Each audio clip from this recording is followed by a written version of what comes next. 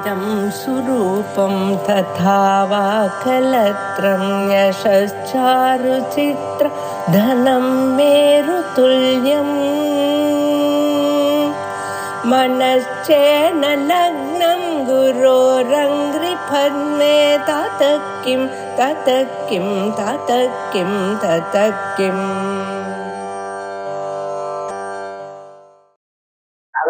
அடுத்ததாக பூர்வோபுக்ரே கிஞ்சித் புவன பயபங்கவ்யசனீயேனேத்ராभ्यां மதுகர ருஜிभ्यां திருதகுணம் தனுர்மன்யே சத்யேதர கிரஹீதம் ரதிபதே பிரகோஷ்டௌ முஷ்டௌ தகயதி திகூடாந்தரமுமே. அடுத்ததாக அப்பாவுடைய புருவங்களை சொல்றாங்க. இந்த புருவங்களை ஒரு வில்லு மாதிரி நினைக்கிறேன். அந்த வில்லானது எப்படியே கொஞ்சம் வளைஞ்சு இருக்கு. வில்லானது நேர கையில ஒரு வில்லு இருக்கு, கரம்பு வில்லு. அதுக்கு நான்கயிறு கிடையாது. அதே போல மன்மதன் கையில ஒரு வில்லு இருக்கு, அதுக்கு நான்கயிறு கிடையாது. அம்பாட்டி கையில வில்லு இருக்கு, அதுக்கு நான்கயிறு இருந்தா தெரியுமா? அது வெறும் வண்டுகள் தான், வெறும் வண்டு தான். அந்த வண்டுன்னா என்னங்க, அது உப்புன்னு ஊதினா போயிடும். அது அப்படி ஒன்றும் பக்கத்தில் நிற்காது. இருந்தாலும் ஏதோ ஒரு காரணத்தினால் அதை வச்சுட்டு ஜெயிக்கிறாள் இல்லையோ. அதே போலதான் விசேஷமாக இந்த ரெண்டு கண்கள் மேல இருக்கக்கூடியதான புருவங்கள், அந்த புருவங்கள் எப்படி இருக்கு, கொஞ்சம் வளைஞ்சு இருக்கு. இந்த வளைஞ்சு இருக்கக்கூடியதான இரண்டு புருவங்களுக்கு நடுவுல அந்த விண்ணானது கட்டா இருக்கு சார். தெரியலையே, ரெண்டு புருவங்களும் சேரலையே. ரெண்டு புறங்களுக்கு நடுவு, இந்த மூக்குக்கு மேல நடுவுல முடி இல்லையே. என்ன அதான் விசேஷம். இந்த புருவங்களானது வளைஞ்சு இருக்கக்கூடியதான புருவங்கள் அது ஒரு வில்லு மாதிரி அகப்படுகின்றதமா. அது கண்டதுமே என்னாச்சுன்னா, ஏதாவது வில்லு அம்பு நம்ம மேல விழுமோ அப்படின்னு புவன பய பங்கம் என்ன உலகத்தில் இருக்கக்கூடியதான ஜனங்களுக்கு பயம் வந்துருமோ என்னமோ. வில்லு இருக்க வானத்தை விட்டு அது மேல விழுந்ததுன்னா பிராணம் போயிடுமே அப்படின்னு ஜனங்களுக்கு பயம் வந்துருமோ அப்படின்னு நினைச்சிருந்து அப்படியே அசையாம வச்சிருக்காங்க. ஆனா கொஞ்சம் அசைஞ்சா போறோம். அம்பாளுடைய ஒரு புருவம் அசைஞ்சதுன்னா நடுங்கி விடுவா. அது எப்ப அசையுமோ நமக்கு ஏதாவது சொல்றாளோ அப்படின்னு அம்பாள் சரஸ்வதியும் மகாலட்சுமியும் காத்துட்டு இருக்கலாம். சகாமரமாவாணி சத்யதட்சிண சேவிதா இன்னும் காப்பாற்றும். சரஸ்வதி மாதா இன்னும் மேலும் மேலும் படிக்கணும், விஷயங்கள் புரியணும்னு இன்னும் அம்பாளை தெரிவிக்கிறார். மகாலட்சுமி தாயார் உலகத்துக்கெல்லாம் சேமத்தை நான் கொடுத்து கொண்டே இருக்கணும் அப்படின்னு நினைக்கின்ற அந்த சக்தி நமக்கு வந்து கொண்டே இருக்கணுமோ அதுக்கு மூல தத்துவமா இருக்கக்கூடியதான அம்பாளை பிரார்த்தித்துக் கொண்டே இருக்காளா இப்படின்னு பிரார்த்தனைகள் சொல்றது. அதனால அசையாம அப்படியே இருந்துக்கலாம். குரு விஷயத்தினால புருவங்கள் அடையுதனாலேயே உலகத்தை எல்லாம் என்னென்ன இதெல்லாம் மாற்றக்கூடியதான சக்தி அம்பாள் வச்சிருக்கேன். இருந்தாலும் ஜனங்கள் பயந்து விடுவாளோ அப்படிங்கிற ஒரு எண்ணத்துல அது அசைக்காம இருக்கலாம்.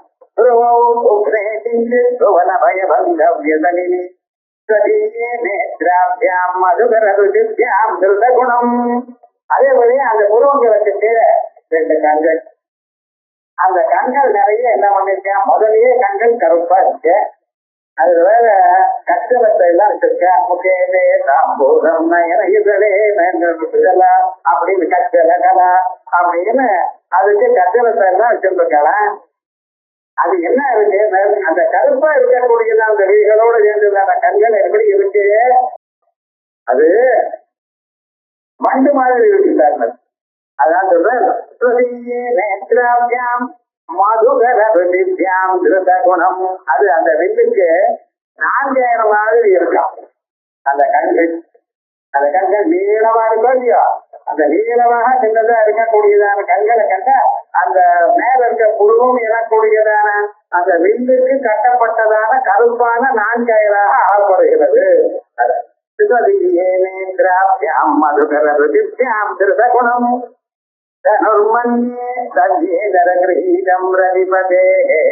இது எப்படி காணப்படுகிறது, இது ஒரு வில்லு மாதிரி இருக்கு. அம்பாண்டிய வில்லு மாதிரி இருக்கு, நல்லா தான் இருக்கு வில்லு. ஆனா வில்லுல நடுபாகம் இல்லையே. இந்த பகுதி இந்த எது அந்த எது நடுவுல இருக்கு, நடுவுல இல்லையே, நடுவுல முடியே இல்லையே, வில்லாத இல்லையே, கட்டானா போல தெரிகிறது என்ன இல்லம்மா. அந்த வில்ல நடுவுல ஒரு கையால அப்படி பிடிச்சிட்டு இருக்கான். இந்த கையால பிடிச்சிட்டு இருக்கிறதுனால என்ன ஆகுது, அந்த பகுதி நமக்கு தெரியல. அதனாலதான் இங்க முடிச்சுங்கிறோம். ஒரு மண்ணிய எப்படி பிடிச்சிட்டு இருக்காள், இடது கையால பிடிச்சிட்டு இருக்கா. என் வலது கையால பிடிச்சிருந்தா என்ன, இடது கையால பிடிச்சிட்டு இருக்கா அப்படின்னால வலது கையால பிடிச்சிருந்தா எப்படி நமக்கு இந்த பக்கம் இருக்கக்கூடியதான விரல் தெரியும். இடது கையால் இப்படி பிடிச்சிருந்தா பாக்குறவளை இதை பார்க்கதான் தெரியுமே, அந்த விரல் எல்லாம் தெரியாதா. அதுல எவ்வளவு அர்த்தமா இருக்கிறது. தவ்யேதரகராப்யாம் தனுர்மன்யே தவ்யேதரகிரஹீதம் ரதிபதே பிரகோஷ்டே மொட்டௌஜஸ்தகயதி விகூடாந்தரமுமே. அந்த பிரகோஷ்டம், அந்த கை மடிப்பு இருக்குறதெல்லாம் மணிபந்தம். அது என்ன, அது நமக்கு தெரியாம அந்த பக்கம் விரல்களும் கட்ட விரலும் அதுக்குள்ள அந்த பக்கம் போயிருக்கு. அதனாலதான் நமக்கு தெரியல. அதனால அந்த இடம் அப்படி இருக்கு, வெள்ளை வெள்ளைன்னு இருக்கு. நடுவுல ரெண்டு குருவங்களுக்கு நடுவுல வெள்ளையா இருக்கிறதுக்கு காரணம் என்ன, அந்த இடது கையால அந்த வில்ல முடிச்சுட்டு அங்க நிக்கிறா போல காணப்படுகிறது.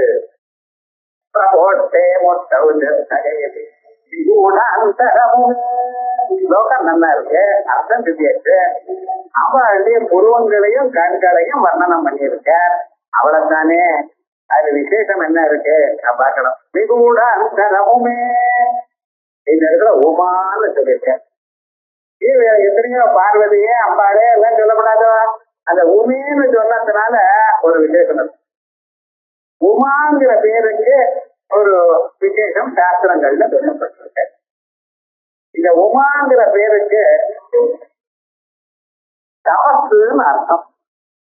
பார்வதி தேவி தபசு பண்ணினா, தபசு பண்ண முயன்றாள். எதற்காக, பரமேஸ்வரனையும் ஆத்துக்காரரா அடையணும்ங்கிறதுக்காக. அதே போல பரமேஸ்வரனும் தபஸ் பண்ணினாராம். எதற்கு, அம்மாவையே அடையணும்ங்கிறதுக்காக. பரஸ்பர தபஸ்தம் பலாயுத பரஸ்பரவும். அம்பாள் பரமேஸ்வரனை அடையிறதுக்காக பண்ணின தபசு வசதிய, அல்லது பரமேஸ்வரன் அம்பாளை அடையணுங்கிறதுக்காக பண்ணியதான தபசு வசதிய, இது வரைக்கும் தெரியல, கம்ப்யூட்டர். அப்படி தபஸ் பண்ணினா, தபஸ் பண்ணும் பொழுது அம்மா சொன்னாலாம், பார்வதி அம்மா, அம்மா உன்னால முடியாது, நீ பெண்ண சரியில்லை, தாங்காது தபஸுக்கு. அதெல்லாம் அந்த புருஷாலா இருந்தாலும் முனீஸ்வரானால் தான் முடியும். சாதாரண மனக்கேல முடியாதுமா, கோபலமான தெரியும் உனது அப்படின்னு கேட்கல. இந்த தபசை பண்ணித்தான் பரமேஸ்வரன் அடைய முடியும். அந்த தத்துவத்தை, ஒருங்கான தத்துவத்தை அடையணும். ஏன்னா அதுக்கு முக்கியமா வேண்டியது தபசு தான். அந்த தபம் புரிந்தால் தான் முடியும் அப்படிங்கிற அபிப்பிராயத்துல தபசு பண்ணின. அதனாலதான் அவளுக்கு உருமான பேர் தான். பூமி பூர்ண தபசு மாறினா வேண்டாம். பூமி மாத்திரா தபசா நிஷித்தா பச்சாது மாற்ற முக்தி முக்தி ஜகாமா. சுபுத்தியாக அழகா இருக்கக்கூடியதான அவளுக்கு உமா என்றதான ஒரு பெயர் வந்தது. இந்த உமாங்கிறவள் தான் எல்லோருக்கும் ஆத்ம தத்துவத்தை எடுத்து சொன்னான். ஒரு காலத்துல தேவதைகளும் அரக்கர்களும் எல்லாரும் சேர்ந்து யுத்தம் பண்ணிட்டா. அந்த யுத்தத்துல அரக்கர்களை ஜெயிச்சு தேவதைகளுக்கு பலம் வரும்படி பண்ணினால் தேவதைகள்லாம் ஜெயிச்சிருந்தாங்க. ஜெயிச்ச பிறகு அவளுக்கு ஒரு கர்வம் வந்துருச்சு. நாம தான் ஜெயிச்சோம், நமக்கு பவர்னாலதான் ஜெயிச்சோம், நமக்கும் வருது இல்லையா. அந்த பரீட்சைக்கு முன்னால வர்றது வாடு வருது. ராத்திரி எல்லாம் படுத்துட்டு தூக்காமல் அது கொஞ்சம் டீ சாப்பிட்டு எதுவும் படுத்துட்டு எங்கெங்க நோட்ஸ் இருக்கோ அதெல்லாம் எடுத்து படுத்து எழுதினார். என்ன ஆச்சு சார், பரீட்சை எழுதிருக்கான். அவனுக்கு திருப்தி ஏற்படல. என்னத்தான் நல்லா இருந்தாலும் சரி, இந்த பரீட்சைன்னு இந்த கொஸ்டின் விட்டேனே, இது இப்படி இருக்கு, அது அந்த பிறகு பேசும். இது ஒழுங்கா முதல் நாள்ல இருந்து படிச்சிருக்க வேண்டாமோ, கிடையாது. சரி, அந்த ரிசல்ட் அன்னைக்கு பார்த்ததுல ஆனந்தம் ஆயிடுச்சு அவனுக்கு. அந்த டீச்சர் போனா போறதான் 100 மார்க் போட்டான்னு வச்சுங்களேன், வந்தாச்சு. கடைசியில என்னடா ஆச்சுன்னா, அடுத்த வருஷம் அந்த பையனை பார்த்து மண்டு இது தெரியலையெல்லாம், இவன் பட்ட பாட்டு இவனுக்கு தெரியும். அடுத்த நாள் அவனை வைக்கிறான். என்னடா சுவாமின்னு, அதை படிச்ச பிறகு அதை முடிச்சு அதை ஜெயத்தை அடைஞ்ச பிறகு அவனுக்கு ஒரு கான்பிடன்ஸ் வந்துருக்கு.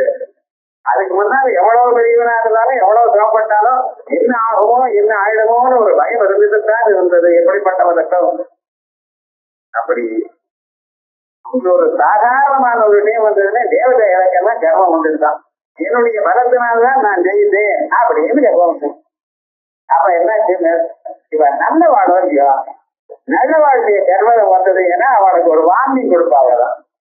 என்ன பண்ணீங்கன்னா அந்த தேவதைகளுக்கும் அரக்கர்களுக்கும் அந்த தேவதைகள் வந்த வழியில பூமியிலிருந்து ஆகாசம் வரைக்கும் ஒரு பெரிய தூணாட்டம் தேஜ ஸ்தம்பம் வந்து நின்றது.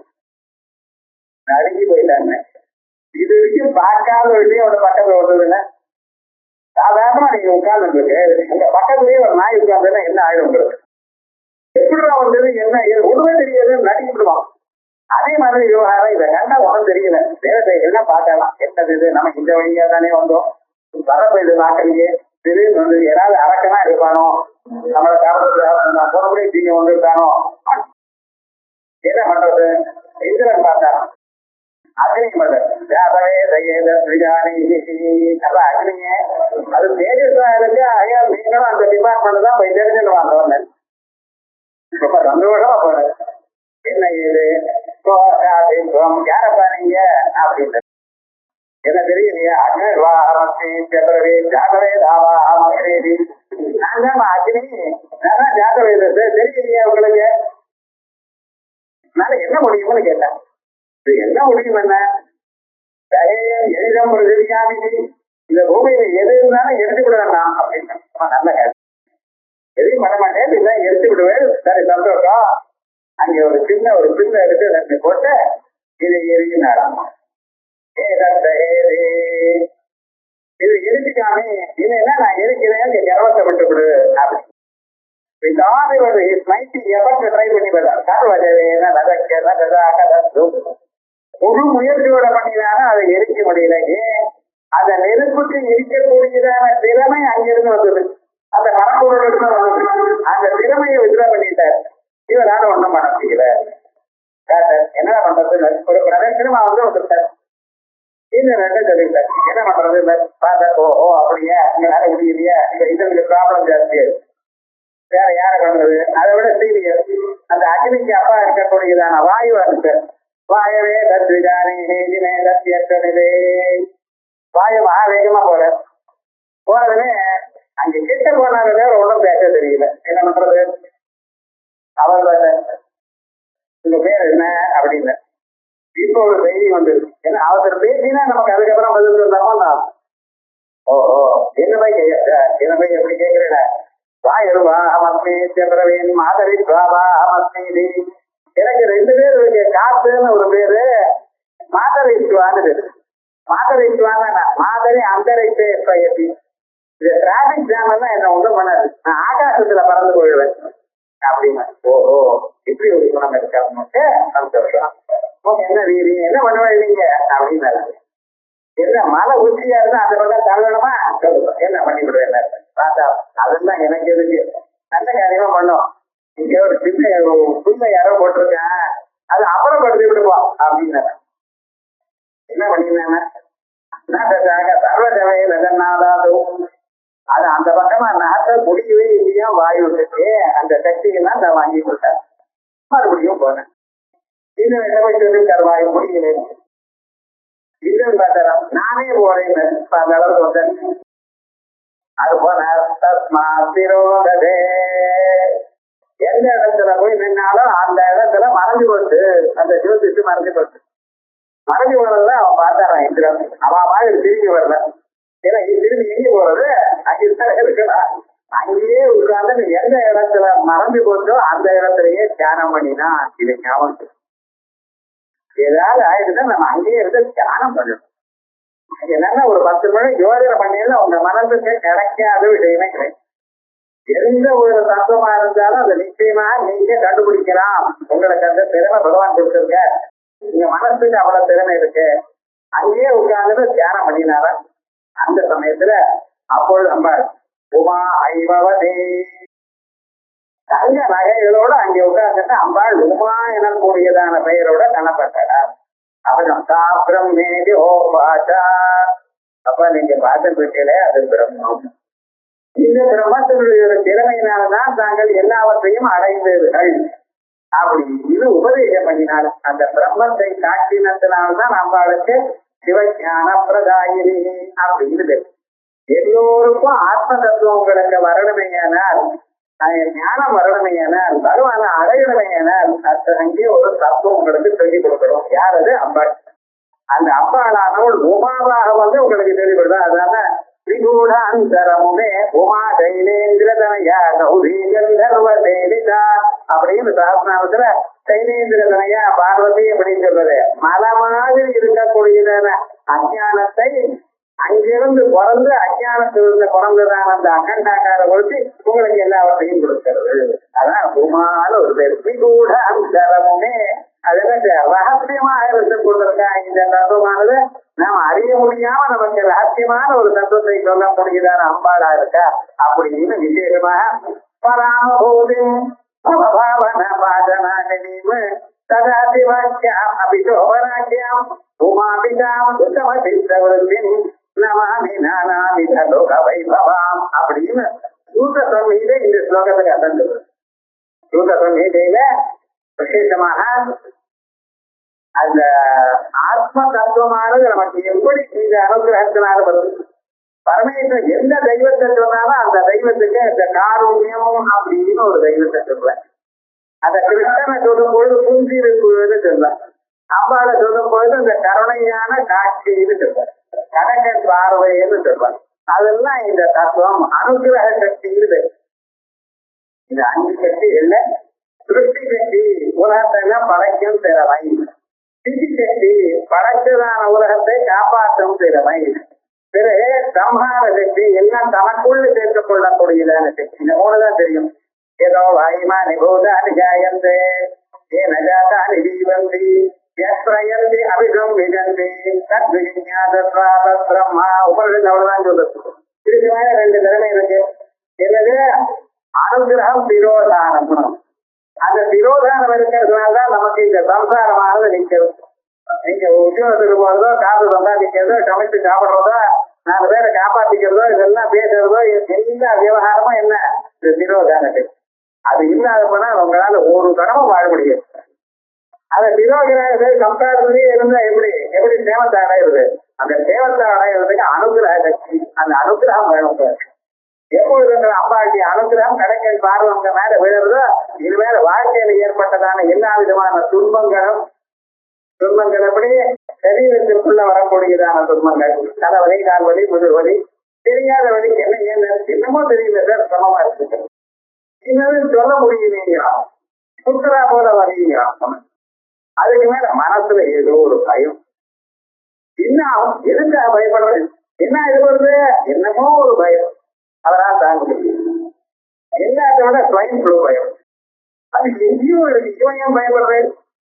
நீங்க ஒண்ணுமே பயப்பட வேண்டியது இல்லை. மஞ்சள் எப்ப நீங்க உபயோகப்படுத்துற இடம், உங்க காலத்துல துளசி செடி இருக்குமே, நான் ஒண்ணும் வராது. நம்ம ஊர்ல எவ்வளவு சொல்லியிருக்காரு, யா திருஷ்டா நிதிலாக சங்க சமனி புருஷ்டா வபுஷ்பாவதி பிரத்யாபத்தி விதாயினி பகவத கிருஷ்ணஸ்ய சம்ரோகித. அந்த துளசியை 2 துளசி எடுத்து பகவானுக்கு நீங்க பூஜை பண்ணிட்டே இருந்தா ஒரு வியாதியும் திட்ட வராது. இது இன்ஃபெக்ஷன் ஒன்றும் வராது. நம்ம அதை யூஸ் பண்ணாத்தினால்தான் வந்துருக்கு. காரணம் அந்த துளசி என்ன பண்றது, உங்களுக்கு எந்த வியாதியும் எந்த பாக்டீரியும் பக்கத்துல உங்க கிட்ட வராம தண்ணி விடுறது. அது பார்க்க தெரியலையே நமக்கு, உபயோகப்படுத்தலையே, நம்ம என்ன பண்றது அப்படி பயம். என்ன ஆகும்? அங்கேயே பார்த்தா ரயில்வே ஸ்டேஷன்ல முகமூடி மாதிரி ஏதோ கட்டிட்டு போறான். அது 24 மணி நேரம் கட்ட முடியுமா உங்களால?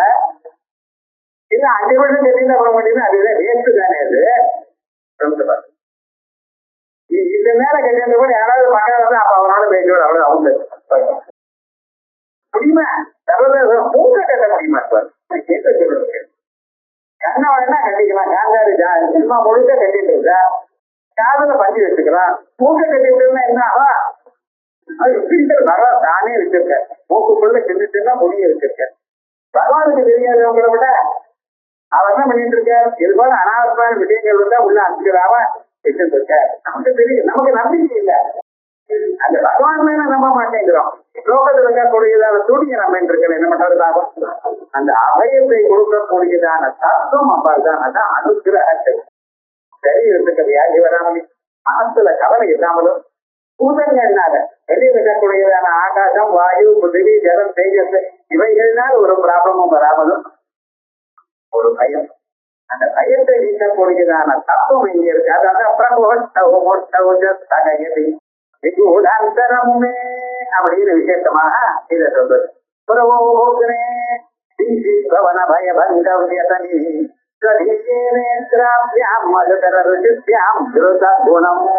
புரிந்து கொண்டிருக்கக்கூடியதான் அம்பாளுடைய முகத்தை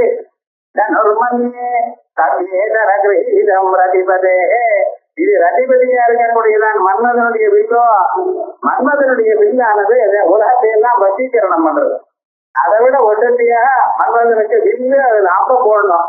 நீங்க ஒண்ணும் வேண்டாம், உங்களுடைய புருவங்களே பூர்வமா அது எப்படி இருக்கு. சவியேதர கரகிரகிதம் ரதிபதே பிரகோட்டே மொட்டவுதி விகூட அந்தரமுமே அப்படின்னு விசேஷமாக இந்த ஸ்லோகத்தை நாம விபூதியை வச்சு அதை அபிமந்திரணம் பண்ணி ஒரு 10 தடவை சொல்லிட்டு இந்த ஸ்லோகத்தை நம்ம அந்த விபூதியை நம்ம தரித்தோமையானால் குழந்தைகளுக்கு ஒரு வியாதியும் வராது. பெரியோர்களுக்கு எல்லா காரியமும் செய்யும். எங்க போனாலும் உலகத்தையே தன்னுடைய வசமாக்கக்கூடியதான ஒரு சக்தி நமக்கு வரும். அவ்வளவு சக்தியும் வரக்கூடியதான மிக உயர்ந்ததான ஒரு ஸ்லோகம் இது. இதை பார்த்தோம்.